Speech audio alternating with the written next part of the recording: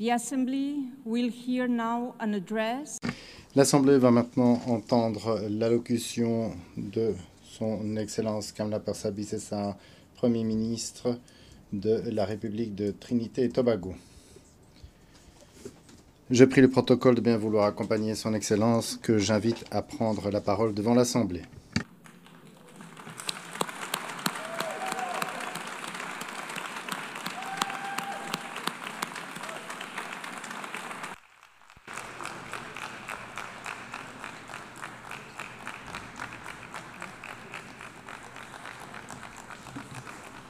Thank you all very much. Thank you.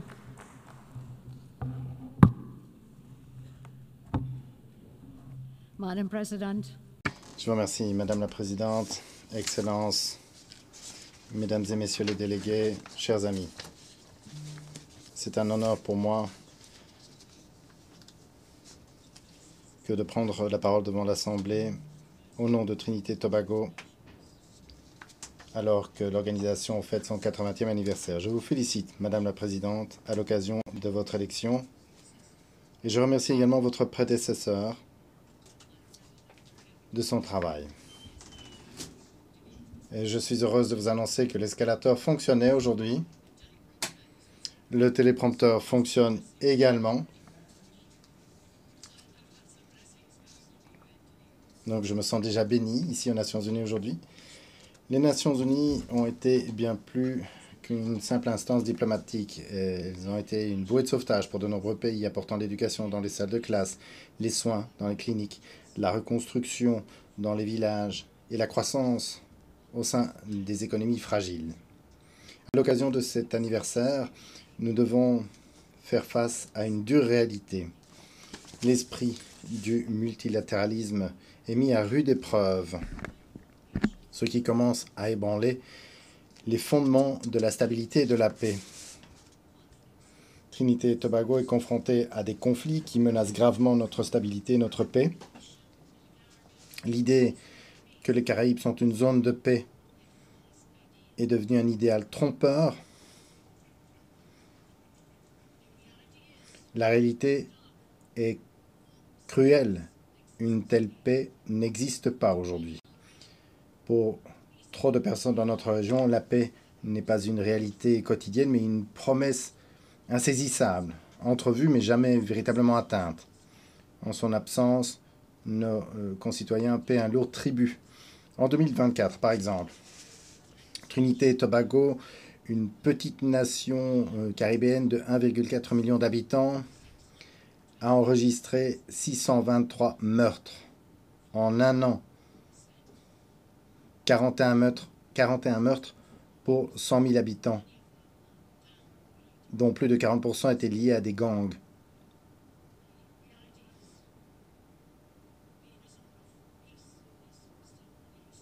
Et donc, être une zone de paix, c'est encore un rêve illusoire aujourd'hui.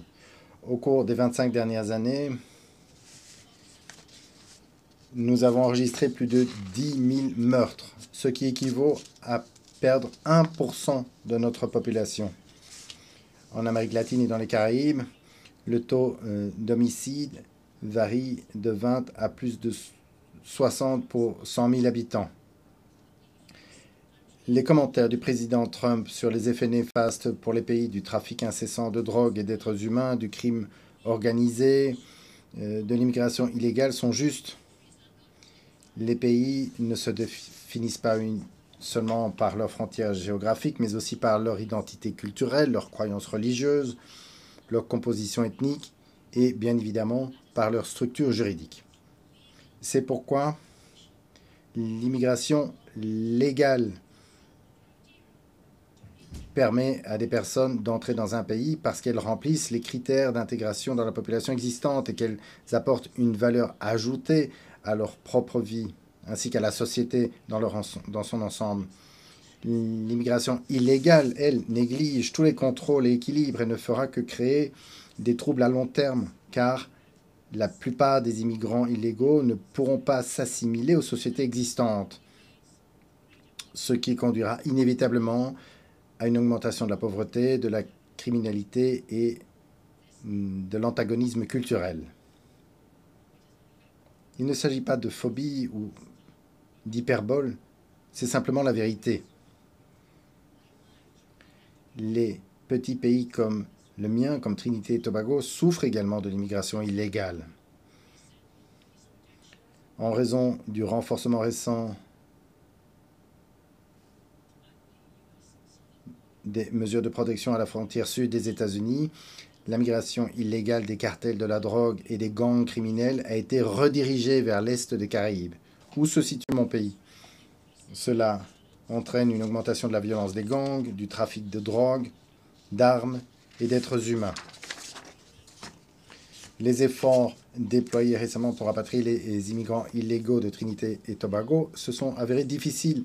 Les syndicats du crime abusent des demandes d'asile pour obtenir le statut de réfugié. Et donc Trinité et Tobago est particulièrement reconnaissant de la présence militaire américaine dans le sud des Caraïbes. Celle-ci s'est avérée très efficace pour entraver les innombrables activités des cartels de la drogue dans notre pays. Bien que certains aient émis des objections à l'égard de l'action militaire américaine contre les cartels de la drogue dans les Caraïbes,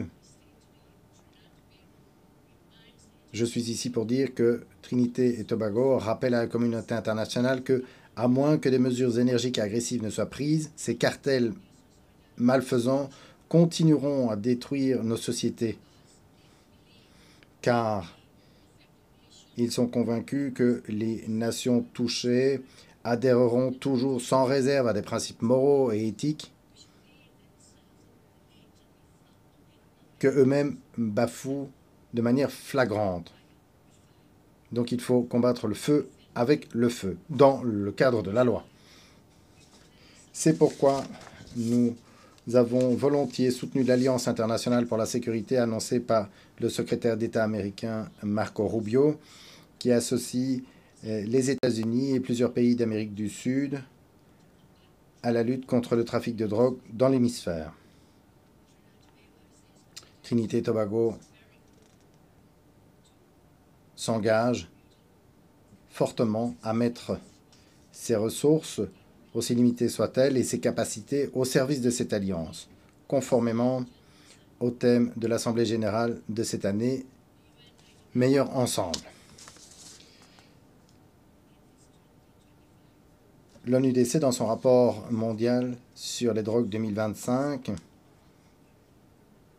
établit une vérité incontestable. L'économie mondiale de la drogue déstabilise les institutions, corrompt la démocratie et sape le développement. Il s'agit d'une guerre sans frontières qui se mesure en enfants assassinés, en familles brisées et en avenir volé. Les cartels et les gouvernements qui les soutiennent nous prennent pour des imbéciles. Si rien n'est fait, les gangs pourraient remplacer les gouvernements et les États pourraient subsister en nom seulement, mais s'effondrer dans les faits. Nulle part ailleurs cet avertissement n'est plus explicite qu'en Haïti, notre voisin, où les gangs armés, l'effondrement politique et l'insécurité alimentaire se sont conjugués pour submerger la démocratie et créer une situation d'urgence prolongée. Aujourd'hui, Trinité et Tobago souhaitent féliciter le Kenya pour avoir pris la tête de la mission multinationale de soutien à la sécurité en Haïti.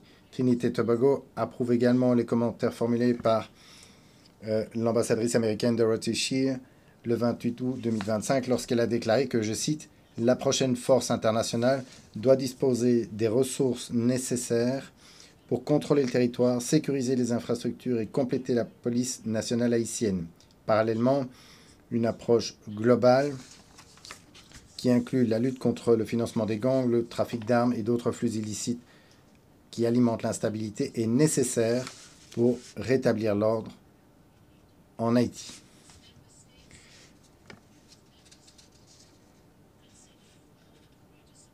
Alors que les États membres réfléchissent à la forme que pourrait prendre un soutien accru, nous exhortons la communauté internationale à soutenir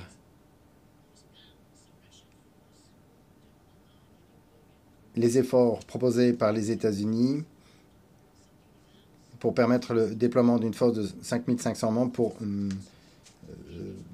mater les gangs et rétablir l'ordre en Haïti. Le thème qui nous occupe est celui de meilleur ensemble. Il faut passer du principe à la pratique. Ce principe, meilleur ensemble, ce n'est pas simplement un slogan, c'est un appel à l'action.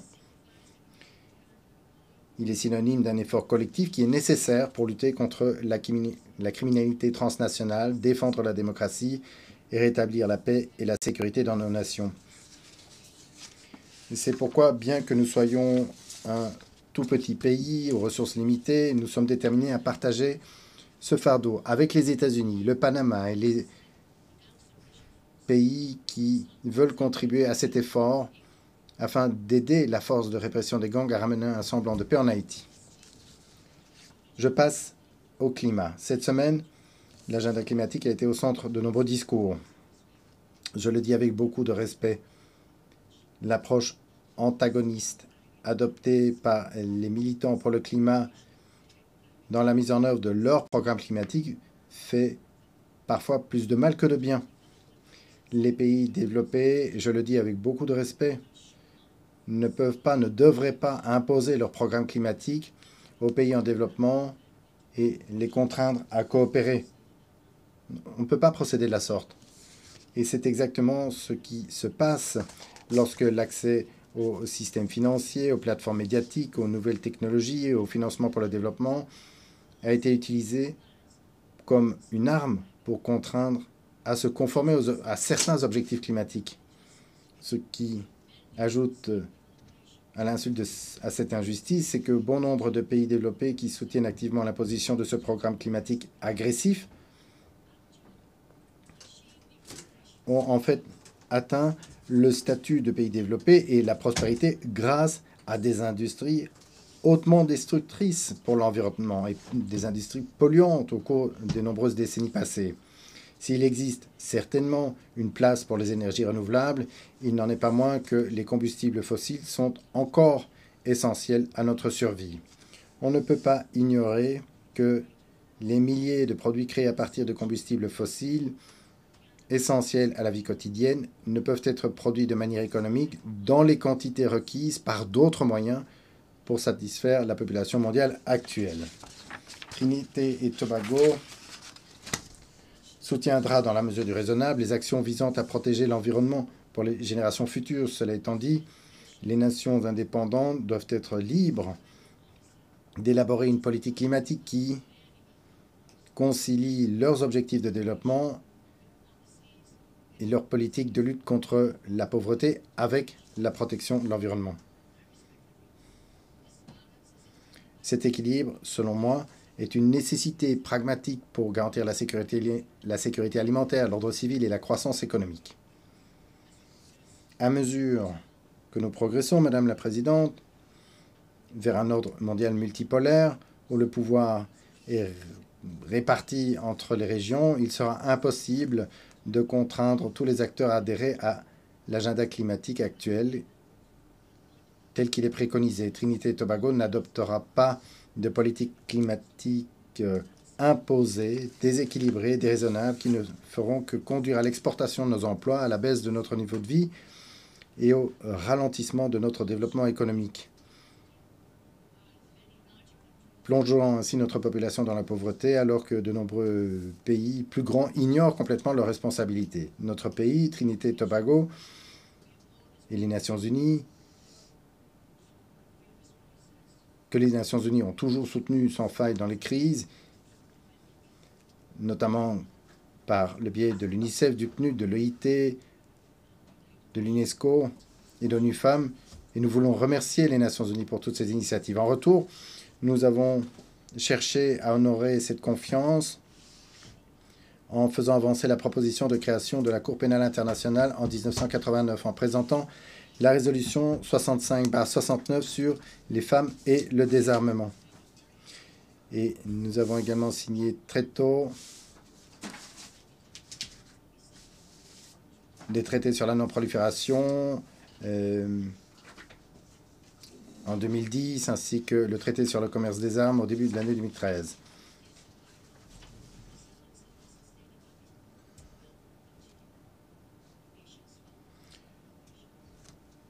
Notre nation, comme toutes les autres nations, ont créé une autorité chargée de l'enfance, un fonds pour les enfants. Nous avons tout fait pour concrétiser les ODD lorsqu'il s'agissait de l'enfance, prouvant ainsi que même les plus petits pays peuvent aligner leurs progrès nationaux sur les ambitions mondiales. Alors que nous célébrons le 30e anniversaire de la déclaration de Beijing, nous réaffirmons que les femmes et les filles doivent être des partenaires égaux dans la paix et la durabilité.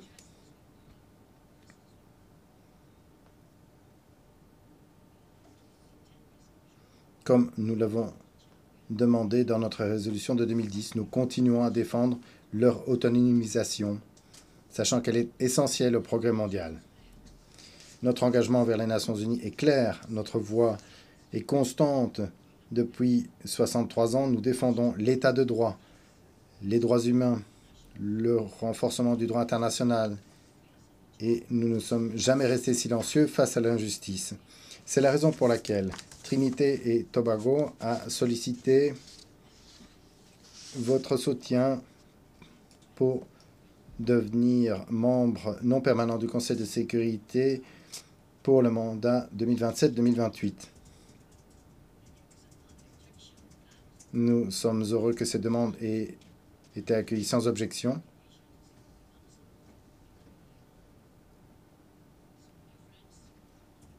Chers amis, chers collègues, Madame la Présidente, nous allons continuer le travail. Nous allons faire entendre davantage notre voix pour défendre la justice et l'égalité sur le fondement d'une sécurité durable. Trinité et Tobago est peut-être un petit pays, mais nous avons de grandes convictions. Nous continuons à solliciter votre soutien afin que ce Conseil reflète non seulement les intérêts des puissants, mais aussi les voix et les aspirations de tous les peuples. Trinité et Tobago est fermement attaché au principe du multilatéralisme. Je remercie tout particulièrement l'Arabie saoudite, les Émirats arabes unis, le Qatar, la Turquie, le Koweït, Bahreïn, le Ghana et tous ceux qui ont activement collaboré avec nous pour renforcer la coopération culturelle et économique. Les États-Unis, le Canada, le Royaume-Uni, l'Inde, la Chine et l'Union européenne restent des partenaires fiables, comme ils l'ont toujours été depuis des décennies. Et en ce jour anniversaire, convenons de nous efforcer de renforcer notre coopération et notre ouverture au respect de la liberté d'expression et des opinions divergentes. Au cours de la dernière décennie, on a observé une tendance à rejeter les opinions qui ne cadraient pas avec le discours dominant. Engageons-nous à nous écouter les uns et les autres avec un esprit objectif. La paix et le progrès peuvent être atteints par des discussions honnêtes, parfois inconfortables. Et ici, c'est le lieu idéal pour cela. Cette communication honnête est d'autant plus importante dans un ordre mondial multipolaire où la puissance militaire et économique est désormais répartie aux quatre coins du globe. Madame la Présidente, Trinité et Tobago s'engage dans le travail de cet organisme, non pas pour la conquête ni pour le pouvoir, mais pour le bien de l'humanité. Je vous remercie, Madame la Présidente. Au nom de l'Assemblée générale, je remercie Madame la Première ministre de la République de Trinité et Tobago.